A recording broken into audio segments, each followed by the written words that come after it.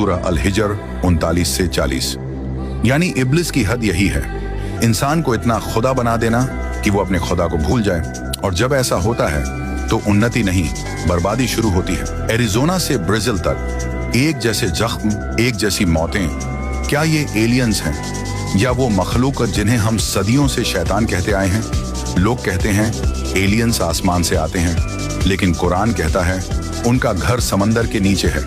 वो इंसानों का खून पीते हैं, लेजर से शरीर काटते हैं, और दुनिया उन्हें एलियंस कहती है, लेकिन कुरान उन्हें शैतान कहता है। कहते हैं इंसान आसमान की तरफ देखता है और पूछता है क्या हम ब्रह्मांड में अकेले हैं? लेकिन असली रहस्य आसमान में नहीं, समंदर के नीचे छिपा है। 60 साल पहले एरिजोना, अमेरिका के एक गांव में अजीब घटनाएं शुरू हुई। खेतों में गायें और बकरियां मरी हुई मिलती, उनके शरीर पर एक भी बूंद खून नहीं, दिल और नसें ऐसे गायब जैसे किसी लेजर लाइट से काटी गई हों। लोगों ने कहा एलियंस ने हमला किया, मगर जो कुरान जानता है वो समझता है ये इंसानों से नहीं, जिन्नात और शैतानों से जुड़ी हरकत है। कुरान कहता है शैतान और उसके साथी तुम्हें वहां से देखते हैं जहां से तुम उन्हें नहीं देख सकते। सूरह अल-आरफ 7:27। और एक हदीस में आता है शैतान का तख्त पानी पर होता है, यानी उसका घर, उसका साम्राज्य समंदर के नीचे है।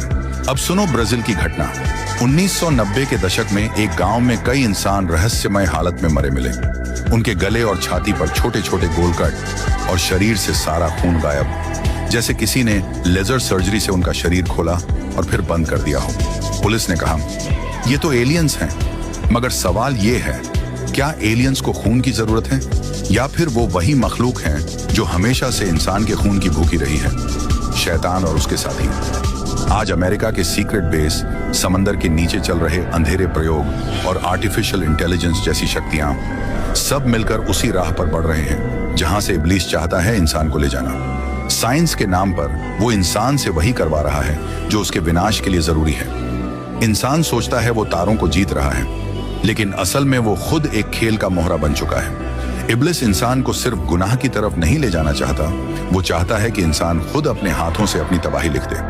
आज जो चीजें इंसान उन्नति समझता है, artificial intelligence, cloning, weapons, greed for immortality, असल में वही रास्ते हैं जिनसे इब्लिस उसे खुदा के खिलाफ खड़ा कर रहा है। कुरान में इब्लिस ने कहा था मैं उन्हें भटका दूंगा, मैं उन्हें सजाऊंगा उनके कर्म।